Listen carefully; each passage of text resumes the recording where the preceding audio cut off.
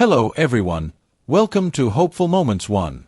Today, we'll be sharing a story that highlights how, in service jobs, or any job really, handling situations with professionalism, calmness, and humor can be a powerful tool for dealing with difficult customers or challenges in the workplace. Today's story will take you through a surprising situation, focusing on how a server turned the tables, transforming a negative moment into a fun and memorable one, leaving everyone with a satisfying and unforgettable ending. If you find this story interesting and full of valuable lessons, don't forget to like, share, and subscribe for more insightful stories. Back then, I worked as a server at a popular burger restaurant, always bustling with customers, especially during peak hours like lunch. One day, as I rushed back and forth between tables to serve everyone, 6 young guys, likely college students, walked in and chose a large table. They sat down with the usual excitement of a group of friends. Before I could catch my breath, I saw one of them wave me over, his confident gaze and slightly overbearing attitude signaling that they were the most important customers in the room at that moment. "We're ready to order right now," he announced loudly, not even giving me a chance to take a breath after just finishing up another table. I walked over with my usual professional smile, pulled out my notebook, and asked gently, "What would you guys like to order?" However, that simple question seemed to touch a nerve with a guy who had taken it upon himself to be the group's leader. He raised his eyebrow, tilted his head slightly, and gave a smirk full of challenge. "Guys?" he repeated, deliberately stretching the word, as if trying to get the whole table's attention. "Guys. That doesn't sound very professional to me, does it?" I froze for a moment, a bit surprised but quickly regained my composure. He continued, his voice full of self-satisfaction. "I work at a restaurant too. And I can assure you, if I walked up to a table and asked, 'What would you guys like to order?' like you just did, my manager would immediately point out how unprofessional that is." His words weren't just aimed at me. It felt like he was trying to show off to the whole group, asserting how knowledgeable and above the situation he was. The others sat uncomfortably, silently looking around, not daring to laugh or speak up. The other guys in the group clearly felt the shift in the atmosphere. They avoided eye contact, sitting silently as if they feared that any action or word might make the situation worse. Some tried to hide their awkwardness by staring at the menu in front of them, though they weren't turning any pages.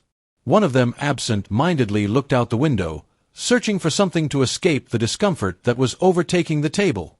On the other hand, the main guy, the one who had caused all the tension, remained relaxed, as if he were enjoying the moment of being the center of attention. He glanced around the table, seemingly seeking approval from his friends, but all he got in return was awkward silence. Then he turned back to me with a smirk and a challenging tone. "Why don't you come back and do it right?" His words sounded almost like an order, and I could clearly feel that he wasn't just criticizing me, but also testing my professionalism in front of his friends.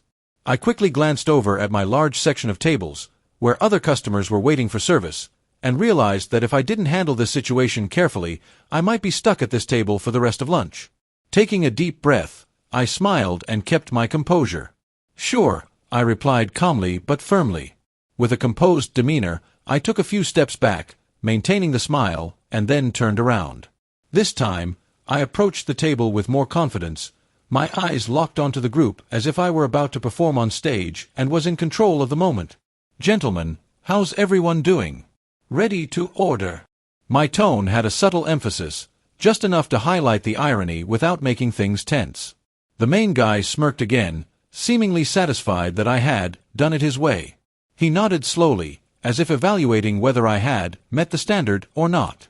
I looked directly at him and deliberately stressed each word. "And you, Chief, what are you having today?" As soon as I finished speaking, some of his friends burst into laughter, breaking the tense atmosphere. The laughter seemed to come from a genuine sense of satisfaction, as if they, too, felt that his arrogant attitude had finally met a worthy adversary. The main guy, however, did not laugh. He glared at me as if wanting to argue but couldn't find anything to say. Finally, he reluctantly answered in a sharp tone, "A burger and a drink." I nodded, quickly jotting down his order, and then turned to ask the others in the group. They responded politely and quickly, seeming eager to wrap up the situation as soon as possible.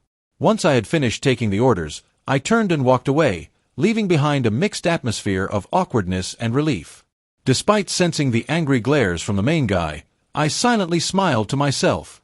A little while later, I returned with the drinks, silently determined not to let the heavy atmosphere affect me. I slowly set each drink down in front of the members of the group, offering a polite smile to each of them.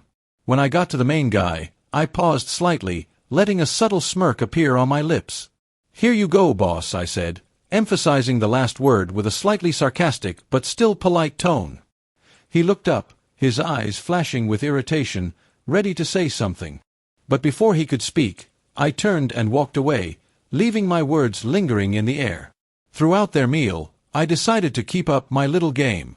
Every time I approached the table, I used a different nickname for him, each one more familiar yet dripping with irony, gradually driving him mad. "Need a refill, buddy?" I asked, my voice friendly enough to almost feel like teasing. "How's your burger, pal? Need more ketchup, old buddy? Shall I take that plate away for you, mate?" He started to turn red, his hands gripping the glass in front of him tightly. But instead of saying anything, he just glared at me, clearly torn between confronting me or saving face in front of his friends. Meanwhile, his friends were the complete opposite. They laughed every time I spoke, their eyes sparkling with anticipation, as if they were waiting for the next performance. Gradually, the tense atmosphere had turned into an underlying sense of satisfaction. "Any dessert for you, buddy? Need me to split the check, bro?" The climax came when I bent down to collect the receipts, smiled, and said, "Don't forget to leave me a signed copy, bro." At this point, the main guy was on the verge of exploding. I could see his face turning bright red, his lips pressed tightly together, but he couldn't do anything. On the other hand, his friends couldn't stop laughing. Finally, when they got up to leave, I knew I had completely controlled the situation. The rush was over, and I approached the table feeling much lighter. "Thank you, gentlemen, for coming by," I said, making sure my tone remained polite. The rest of the group, still laughing heartily from what had just transpired, nodded and thanked me. Before they left, I looked directly at the main guy, maintaining my professional smile, but with an intentional gleam in my eyes. "And you, have a great day, big guy." The whole group burst into laughter. A few even clapped and cheered as if they'd just witnessed a brilliant comedy show. The main guy didn't say a word, he just sulked and walked out with a frown on his face. As they disappeared from view, I turned back and gathered the receipts on the table. As I expected, the main guy didn't leave a single penny in tips. But that didn't bother me, the victory moment was worth much more. I smiled to myself, savoring the small joy of a day filled with interesting moments. The story, which seemed like just a humorous workplace situation, actually contains valuable lessons on how to handle situations and treat others. The narrator didn't let provocation affect their professionalism.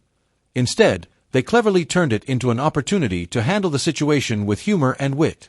The story highlights that in difficult situations, calmness and creativity can help us not only overcome obstacles but even turn disadvantages into advantages.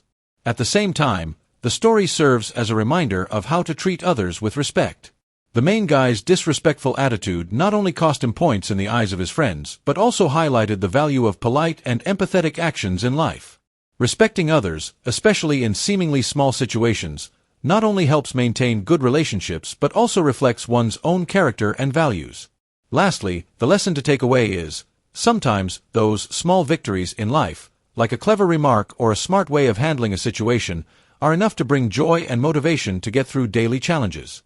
In situations where customers intentionally try to make things difficult, staying calm and handling it smartly, as you did, is highly commendable. However, always remember that professionalism and politeness are the strongest weapons to maintain respect from both sides. Sometimes, instead of responding with humor, you can choose a softer approach and emphasize excellent service to ease the tension. Always be confident that each difficult situation is an opportunity to improve communication skills and prove your worth in your job.